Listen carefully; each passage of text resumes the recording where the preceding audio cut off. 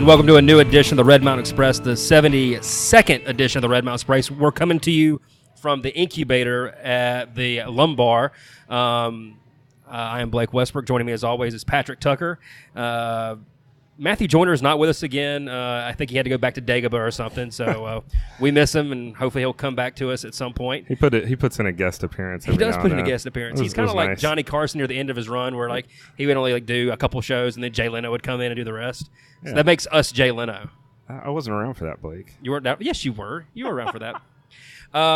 We're excited today. We have a guest on the show. It's Rylie Hightower. She is the co-founder of the Lumbar, and we're glad to have her. How you doing? Hey, y'all. Doing pretty good. How are you? Doing good. First of all, I want to say we're so happy that we're here because, one, this is a great place. We always enjoy recording here, but also we got Journey playing over the loudspeakers as we're coming in. I mean, there's nothing better than that. Absolutely. What better way to reel in a Thursday night? That's exactly right.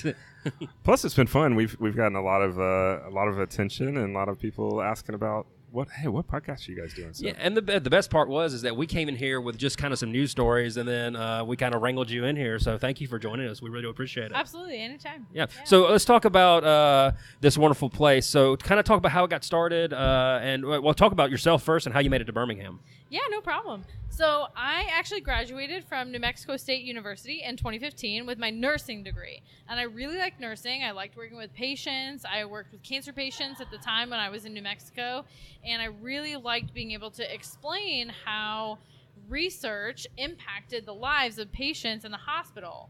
And I was able to apply to graduate school. I had a couple friends from an internship program that I had been in before. And one of those friends was in graduate school here at UAB in Birmingham. And I applied to the University of Alabama at Birmingham for graduate school in their neuroscience program. And my friend at the time said, if you want to do neuroscience, you have to apply to UAB. So I did. And I ended up here because of their neuroscience program. And they have over 250 faculty at UAB that are involved in neuroscience research and doing neuroscience kind of practice and clinical practice and research that is really integrated and just tremendously impacting the community and tremendously impacting patients. And so that's kind of what drew me to UAB, and I applied here. I ended up getting in, and I have been here ever since. I started here in the program in the fall of 2015. So I've been here for almost 4 years at this point, and I have absolutely loved being in the neuroscience program. I'm working in a research lab now, and I love doing research. I love trying to understand pathology in patient diseases. And I quickly learned that understanding kind of interdisciplinary systems in disease can translate directly into learning about interdisciplinary systems in the community, relationships, economic development, and those kinds of things. So I've kind of gotten into other disciplines as my graduate career has developed here in Birmingham. So that sounds really complicated, and I'm not totally sure what that is. So how in the world did you do that and then to say, hey, you know what? I have all this free time. Let's start a bar.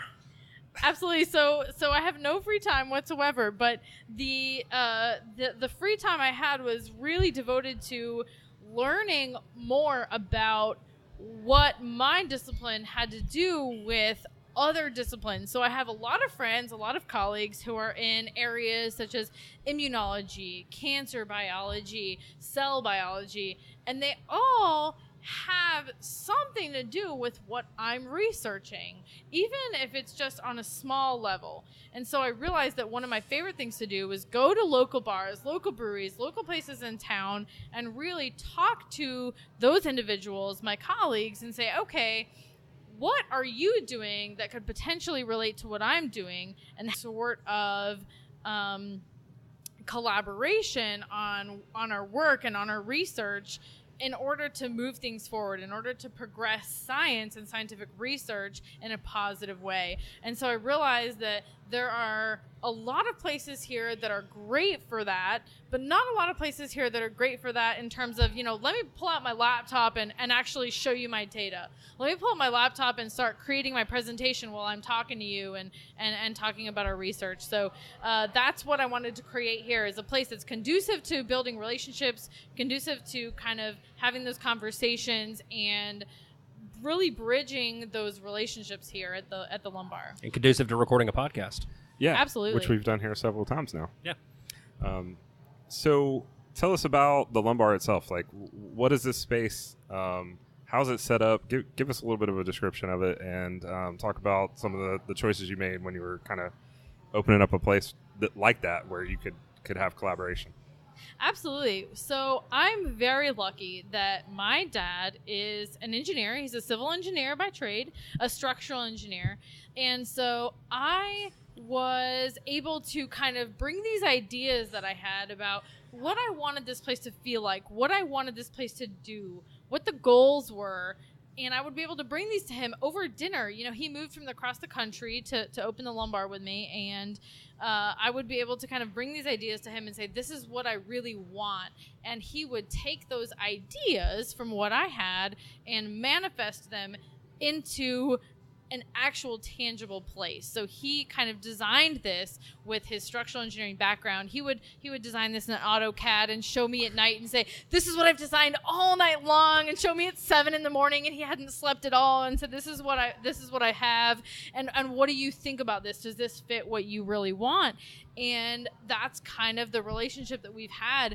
And so everything that I imagined has been executed through my dad's ability to be able to create this space with his expertise as an engineer. And that's been incredible. And I would not be here. We would not be here without his expertise in that. Absolutely. That's really cool. It sounds like something I could get along with. I've spent many nights playing around with SketchUp and designing my whole living room. Anyway, I'm a huge dork. So And you've been also putting in new lights apparently, Yeah, I do that too. That's for a different show.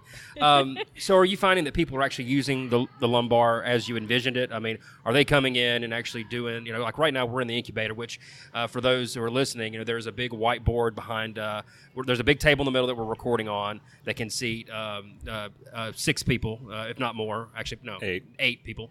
And then there's a big whiteboard that's huge, and there's a the whole TV as wall. well. Are people using this space the way you envisioned it? Are they actually coming in and sharing data and collaborating?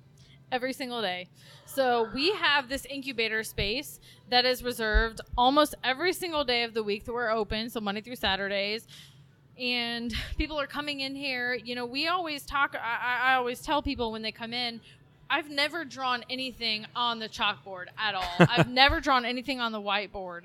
And I'm a scientist, and I have never touched those. And so anything that's on the chalkboard, anything that's on the whiteboard, those are all things that have been done or calculated by people that have come in and wanted to have those conversations with their peers, their colleagues, whoever they bring in with them. And so this incubator in particular has been reserved almost every day of the week so far since we've been open. And even then, we have a ton of groups that have reserved the space, emailed us and said, hey, we're coming. We'll hear actually between 70 and 100 people here on Tuesday evening that were having conversations about how to bolster the startup community here in Birmingham. How do we take these businesses to the next level? How do we take the Birmingham economy to the next level? And it was really incredible to be around these people who have these incredible visions of what Birmingham can be. And I'm really enjoying being a part of that. Yeah, that's really cool. And you picked a really great location here at Pepper Place. I mean, what kind of research did you do putting in a bar in a different area? Did you look at several areas? Was this kind of the place that you kind of gradually drifted to, or was it kind of was it more of just kind of we're picking the best spot that we can find? Yeah, so I did a lot of research. Actually, my dad lived in Albuquerque, New Mexico with the rest of my family until I could provide him a solid amount of research that showed, hey, this is a really great idea, and this is kind of the community that we would be jumping into if you moved here to help me open this. And Pepper Place was a really big part of that. So Pepper Place is part of the Lakeview Renovation District. So from University all the way to the train tracks, from Red Mountain Express or 280, kind of all the way to Avondale. This is sort of the Lakeview Renovation District, and the amount of bolstering of the community here that is going on, the renovation of the community here is absolutely incredible. And Sloss Real Estate, who is our landlord, has been great in really helping us to develop our image, develop what we want to be, and how we want to be a part of the Birmingham community. And so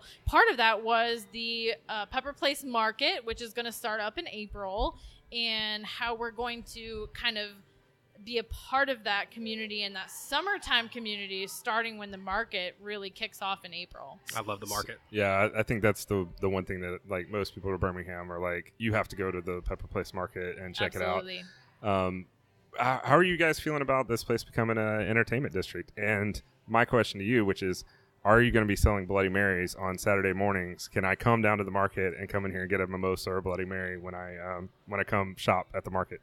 So the entertainment district has been a great thing for all of us. Yeah. Last week we kicked off the entertainment district with National Margarita Day, which was phenomenal, and the entire Pepper Place district had deals for margaritas and everything, and we really tried to kind of make our presence known in this community that's been established for so long, and we're trying to maintain that through the market opening in April. And once that market opens in April with the entertainment district, which means essentially open containers, so you'll be able to kind of buy an alcoholic beverage anywhere in the Pepper Place district and take it with you. Put it in a solo cup and go, man.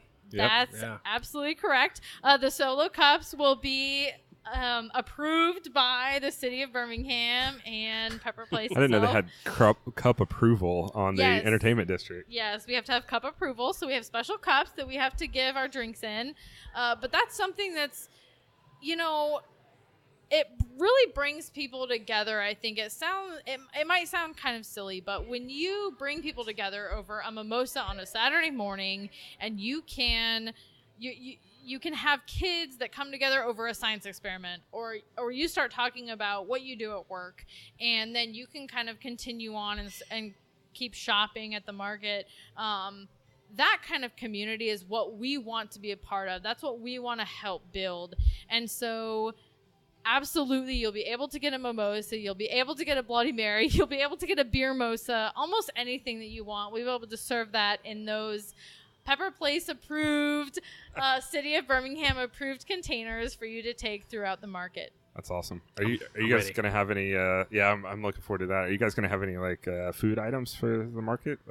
See, I think personally, this is just my idea. You probably already have this idea, but I think you should do some green chili and chorizo breakfast tacos. Oh man, you need to go connect a sausage on this. Okay, I can do that. Yeah. But you got to have green chilies in there, right? Because pretty much everything on the menu, right, has green chilies. Absolutely. So we're from New Mexico. I was born and raised in Albuquerque. I went to college in Las Cruces at New Mexico State University. So I lived there for 5 years in Las Cruces, which is near El Paso. And green chili, specifically Hatch green chili, is a way of life. If you know anything about green chili, it is absolutely a way of life. And our green chili and red chili breakfast burritos are to die for. So you I'm can sold choose. already. So, I'm so sold. Typically back home, you get green chili and bacon or red chili and sausage. I'm and down so with one that. thing that we're looking into is the Kaneka sausage, red chili and Kaneka sausage. See, would be we should do this for a phenomenal living. because the Kaneka sausage, as I've learned living here for the last few years, is outstanding. But we're going to have those kinds of breakfast burritos with cocktails and mimosa deals and those kinds of things for Saturday morning market. Absolutely. So I will be seeing you on Saturday mornings. We'll be ready for you. We'll be waiting. So what's next for the Lumbar? I mean, what is? You obviously are doing very well. We've recorded here several times, and each time there's always been a great crowd. Like you said, people are using this for what you envisioned it. But what's next? What's the next step for y'all? So one of the things that we are really trying to convey is kind of the fact that we're here to bring people together over common ground. And typically that common ground has to do with elevating your idea, inspiring you, kind of giving you some inspiration to take whatever idea it is to the next level, whether you're in science or real estate or business or finance or whatever your kind of wheelhouse is. We use science as a catalyst because we think science is very inspirational. Some of the most incredible scientific discoveries have led to some of the biggest breakthroughs in society. And so that's kind of why we use science as a catalyst for inspiration and inspiring the community. But a lot of the things that we have lined up for the summer really revolve around getting people to kind of get down into the nitty-gritty of learning something. We want to have Jurassic Park. We want to have a Jurassic Park marathon one weekend and say, what did you learn about Jurassic Park? I didn't realize until I was, just a couple years ago, until I was 25 years old. I learned never get out of the Jeep. Yeah. First of all, never get out of the Jeep. Absolutely. And second of all, that very first original Jurassic Park had to do with genetic engineering. Yeah. And I never realized that when I was watching it as a kid. And now that I do genetics every day, I understand what Jurassic Park was getting at. We're doing genetic engineering. And so what does that mean? And dinosaurs are a really cool way to bring that into the community, but what does that really mean, and how can we learn from it, and how can we kind of take those ideas and run with them? And so kind of bringing those ideas to people and having them have those conversations and having them talk about that. We want to be able to have events like that, a Jurassic Park marathon, we want to be able to have a collaboration speed dating where you may be in a completely different field as somebody else, but you're having a kind of a speed dating scenario here at the Lumbar, and you might find somebody that's in your same wheelhouse about some topic that you're interested in, and how can you get connected? So that's really what's on the horizon.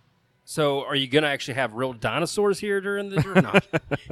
Yes, we actually have engineered dinosaurs in the back office and the kitchen, actually. We've been holding back this whole time. Yes, this whole time we've been holding back, and we're going to release those sometime in April after the market starts. Yes. Don't leave the incubator. Yeah. Always listen to Jeff Goldblum. Yeah, exactly. He's usually right. Jeff Goldblum is your golden ticket out, I will tell you that, yeah. What was it they said? He goes, this happened in Disneyland, when they turned on the switch, nothing ever worked. Goes, yeah, the difference is that the Pirates of the Caribbean didn't eat the tourist, Exactly. Well, thank you so much for being with us. Everybody come check out the Lumbar. They're on 29th Street South here in Pepper Place. And like they said, check them out during the spring and summer season when we have the market here. They're going to have some Bloody Marys and mimosas and some breakfast burritos, and those sound fantastic. Are you going to stick around with us and talk about some news stories? Absolutely. I would love to. Thank you so much. Awesome. Well, we'll take a quick break, and then when we come back, we'll talk about the news. Beecham Woodworks is a locally owned and operated wood shop in Birmingham, Alabama, specializing in custom furniture and small home goods. Chris and K&M Beecham create a wide variety of unique pieces of all sizes, ranging from cutting boards to farmhouse tables. Using wood sourced from Alabama sawmills, Beecham Woodworks creates affordable quality pieces that will be a one-of-a-kind fixture for your home. So support your local woodworker and visit redmountainexpress.com/woodworks or check them out on their Facebook and Instagram accounts. Beecham Woodworks, turning your house into a home. And welcome back to the second half of the Red Mountain Express. Like we said before, we are at the incubator room here at the Lumbar. We have with us on the show Rylie Hightower. She is the co-founder, and she's eating Taco Bell right now. Is it good? It is absolutely delicious. Everything I've ever imagined. There's nothing like Taco Bell late on a Thursday night. You know what I mean? Nothing at all. So you decided to join us for some of these the stories we're going to talk about. So the first one I want to kind of bring up, I kind of saw this as I was kind of preparing for the show today. So I'm going to ask both of y'all, can you sing? Can y'all sing? No. Does the Rockets' red glare scare you? Absolutely not a chance I would do that. So the Birmingham Bearings are holding tryouts to sing the national anthem. It's going to be on March 5th at Regions Field. From 4 to 7 p.m. They're going to cap it at 100 participants, and they're going to try out folks to sing the national anthem. I mean, do you think 100 folks are going to show up to sing the national anthem at Regions Field? I mean, that seems like a pretty big honor. There's a lot of folks that seem to think I think it's a great thing, but I mean... Yeah, I think they'll probably have 100 people there. Yeah. I mean, you see these people show up for, like, American Idol and things like that. That's true. Like, apparently, nobody's told people that they can't sing, so... I think there's probably 100 people out there in Birmingham or the surrounding area that will show up thinking, I can nail this. But I'll tell you this. Now from me and you who record, and she's going to learn this too, you think you talk a certain way in your head, Right. and then you hear your recording, and you're like, "Oh my God, I sound like that." Yeah. And it for always sure. still shocks me when I listen to our podcast that I sound like the way I sound. It sounds to me like someone else is talking. yeah, And I'm like, hey, that guy's pretty funny. yeah, that guy sounds awesome. Oh, that's me. That's yeah, me. I know some people who could do this, but I am not one of them. This I would think not you should be. do it. I think you should do it. I think I've performed maybe just a few times, like by myself, and that is probably. My wife was actually asking me the other day, "What's the scariest thing I've ever done?" And I think performing a song, like playing guitar and singing in front of a large group of people, is probably the scariest thing I've ever done. Which may be a little sad. She's been skydiving. What did you sing? I think it was "She Talks to Angels," That's and a it was great it was at song. like a church camp, and I was terrified. You saying she talks to angels at church camp? That Yeah. song's about Yeah, I the know. first words are she never mentions the words addiction I know. or the word addiction. It was very But progressive. still a great song. I love Church the Black camp. Rose. It was well received. Well, I'd advocate for the other way, saying there's probably a lot of people here in Birmingham that can really belt it out. They just need a little bit of encouragement to say, you should go ahead and do it.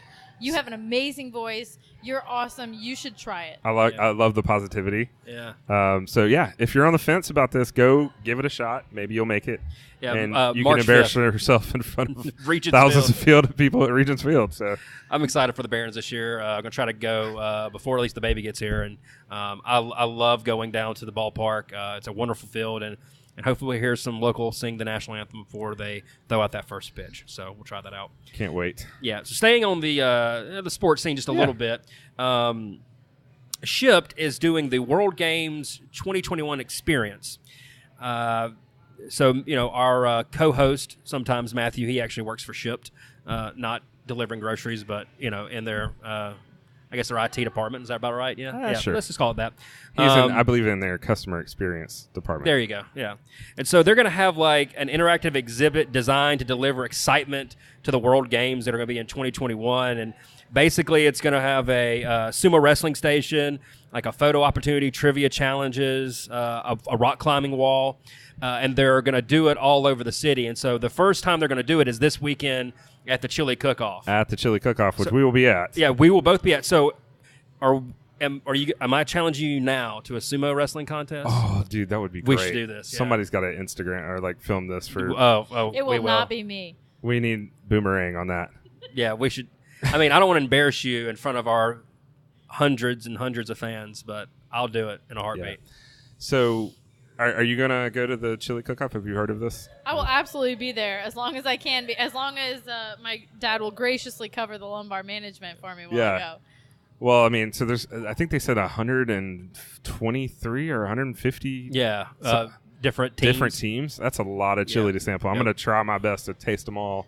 Yeah, we had. Until my wife is like, that's we had them enough, on dude. the You show need to- last week, and the Exception Foundation is a great foundation. They do great work. This is a wonderful event, and it's gonna be cool having this there because I mean, there's nothing like eating some hot chili, drinking a few beers, and then going doing some rock climbing or sumo wrestling. Sumo wrestling. That's exactly. You know what I'm saying? Yeah. What better combination can you What really better receive combination? in the city I think of we said. Birmingham? I think we said last week. They're gonna need a mop. Do sumo first, Do sumo first. then eat the chili. Exactly. So check that out. So before we get into our main story, this is something you brought up to us earlier this week. The Birmingham Airport is cutting the ribbon on their sensory room for people with autism, and this is by Culture City. Is that right? Yeah. The name of the nonprofit is Culture City, and their founder is Julian Maha, and this is a really cool thing. In fact, I think this is one of a kind as far as airports go. Airports are very busy places. You got lots of crowds. You got people. You got going through security. Can be a very trying and overwhelming process for people with sensory needs. And they have installed a sensory room at the Birmingham Airport. This room, it has like bubble walls and things that you can sort of touch and feel. It's soundproof, so it's insulated from the outside area. Anybody with PTSD or dementia or other conditions can use this room just to kind of take a break and have a little moment of silence and time to reset and, then go on about their airport experience. So I think this is a really awesome thing. This is a really awesome Birmingham-based charity, which I have to say, there are a lot of nonprofits and charities out there in the world that talk about doing a lot of things and are sort of menially successful at doing things. Culture City seems to be one that is just on a roll as far as getting out there in the world and doing real, tangible things that are beneficial to the people that they are trying to serve. They have done sensory rooms. So they've done sensory rooms they work with a lot of NBA teams. They started with the Cavs, and they've done their goal was to roll it out to, I think, all of the arenas at the NBA. But they actually started with the Cavs. They went up there. They met LeBron and all that when he was up there.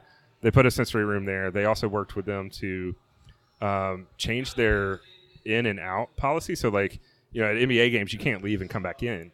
But if you're someone who has sensory needs, they actually change that policy so that you can go outside the stadium, have a moment to reset. They provide like noise canceling headphones and things like that. I mean, they've done stuff at the Birmingham Zoo. There's like sensory areas of the Birmingham Zoo, places where you can just kind of go to be to calm down or to where you're not supposed to be loud or anything like that. They've done these things with the lanyards, the We Believe in Miracles lanyards that indicate to somebody that maybe this person has some sensory needs. So I've just been super impressed by this company, and I recommend to anybody that's interested in knowing more about them. Jeremy Carter over at the Bold Future podcast did an amazing interview with Julian Maha, and he talks about a lot of those things and how they started this foundation. They actually have a son with autism, and he and his wife started this with some other parents and people who were concerned. And they've really taken an interesting approach to this from a nonprofit perspective, where they essentially funded it first and then said, what can we do with the funding that we have, instead of saying we'd like to do this good and so let's raise some money first. They funded it first and then started doing good with the funds they had. So I love this charity. I think I would love to have Julian on, because it was a great interview, and I'd love to ask him more questions about where they're at today with rolling this out. So yeah, and according to the story, it's not just for autism, for PTSD, any type of sensory needs, which is fantastic because, when you're traveling, I mean, that can be difficult in itself. And so if you have somebody with special needs, or if you have a loved one with PTSD, it can be extra hectic. And I'm actually very proud this is happening in Birmingham first. Yeah, this is one of a kind in airports. So AL.com has the story that we'll link to our show notes. But this is what the founder said. He goes, in working with Culture City to create the world's first sensory inclusive room in a domestic terminal at the airport, the Birmingham Airport has taken a stand to create a travel experience for all individuals regardless of their unique abilities. This ensures that everyone can have an inclusive travel experience, and what better city to do it in the city where civil rights were born. So that's fantastic. Yeah. I love this. I hope that they continue to roll this out and other airports around the country take an interest in this. Yeah, so as a PhD student in neuroscience, I think this is something that is incredibly moving within the community. As a research scientist, we are looking at things on a molecular level, and we really rely on people in the community who really believe in these kinds of causes to bring these kinds of community inclusivity experiences to people with these needs. So because we're not always able to do that when we're in the research lab, and so we really rely on this, and it's an incredible thing to be able to see people who think that these things are important the way that we think they're important, and bring them to the community, to a place like Birmingham that we love so much, and are able to kind of we're able to really bring people in that would not normally have this experience. And so that's something that's really important to us, and something that's really important to me, and I've really appreciated those efforts from those organizations, and in particular this organization. Yeah, I've always said that the Birmingham Airport was a wonderful front door to the city of Birmingham, and I think that just adds to it. Yeah, I mean, I really do think so. It really does. And the other thing I was going to say is, a lot of people talk about awareness, and I thought one of the things he said that was really interesting is we have a lot of awareness.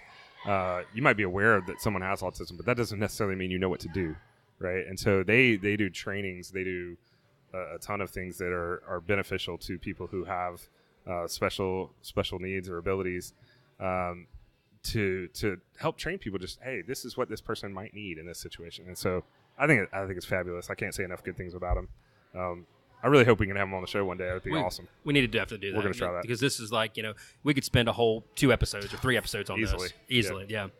So that's great. So check. So if you're going to the Birmingham airport and you have someone with sensory needs, check it out. I think it's in Concourse B after the security. It's got a bunch of cool features. So let's talk about food at the very end. I mean, we could make this a food podcast at some point, probably. Yeah, maybe we'll have a spinoff or something. We should. Yeah, Red Mountain Food. Yeah. So the first thing is the James Beard semifinalists were announced, and of course there were some folks in Birmingham. Highlands Bar and Grill won the best restaurant last year, although this year they are not eligible since they won. So there's no repeating, which is kind of, come on, man. If they're the best, they're the best. Well, they were nominated for like 10 years in a row. Yeah, exactly. And then they finally won, which is amazing and well-deserved. So we'll give somebody else a chance this year. Yeah. That's okay. We'll be back next year. So best chef in the South is Timothy Hotsis. He's with Johnny's Restaurant in Homewood. I've never been there. I've had friends that've been there. They say it's really, really good, and it must be if they were getting nominated for this. Yeah, I think this is his second time in a row to be nominated for best chef in the Southeast. I think so, too. Again, I haven't ever been there. I've heard fantastic things about it. I really, really want to go try it. It's not super, like when I'm eating lunch, I'm not usually there. Yeah. So I'm gonna have to go out of my way and go down there one time because I love it's like a upscale meat and 3 kind of deal. Yeah. So I love that. I love the rustic food, rustic food. That's not really the right word, but sort of elevated sort of things that are familiar. Yeah. Like Birmingham's kind of known for its meat and 3 places. You got plenty of them around, but this one's a little bit more elevated, which. Yeah. And then the Atomic Lounge was nominated for Outstanding Bar Program. And I've been there. I like the Atomic Lounge.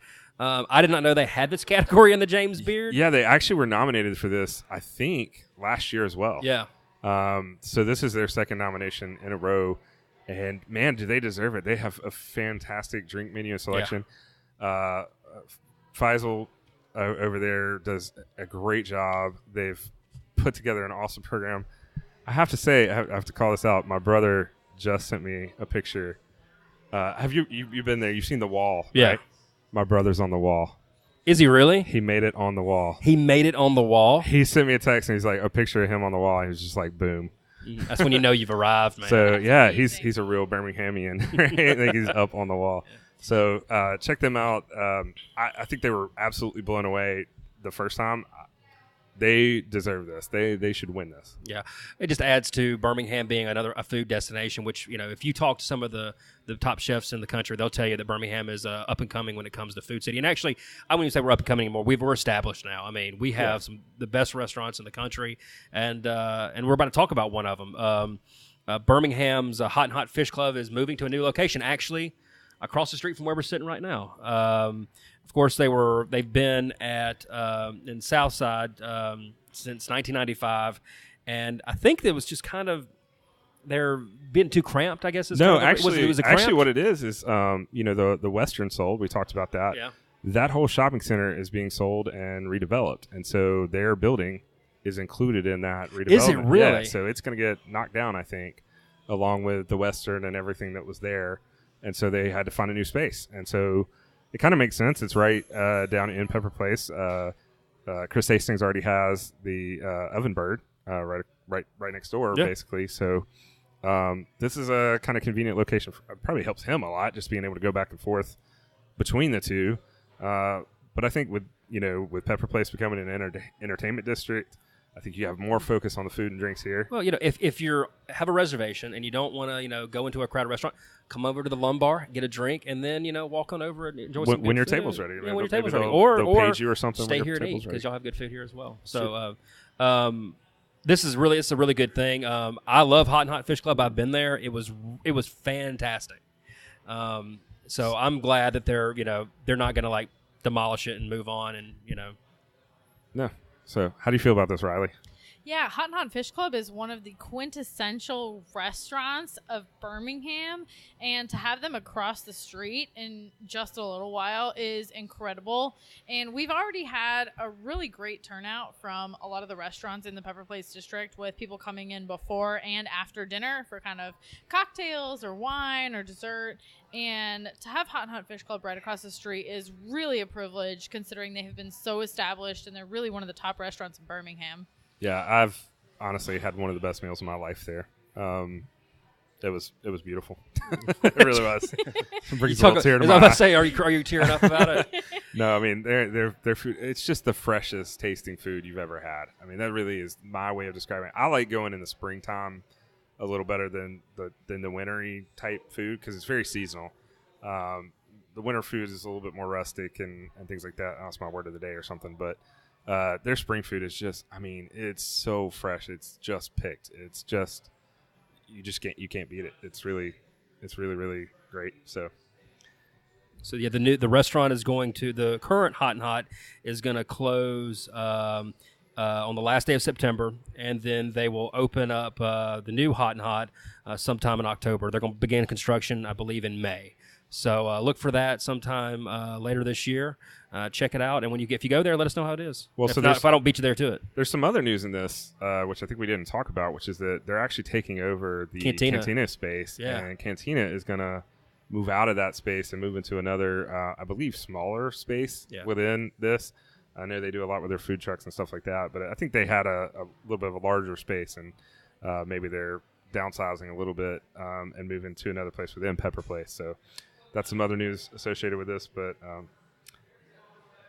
this was cool. It's really cool for Pepper Place. We're really excited. A lot of news about Pepper Place in the last couple of weeks. I know.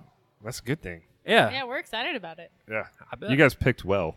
Good research. Really did, yeah. You should think about being a researcher. Let me tell you. You know, I thought about it in my past life. Yeah, absolutely.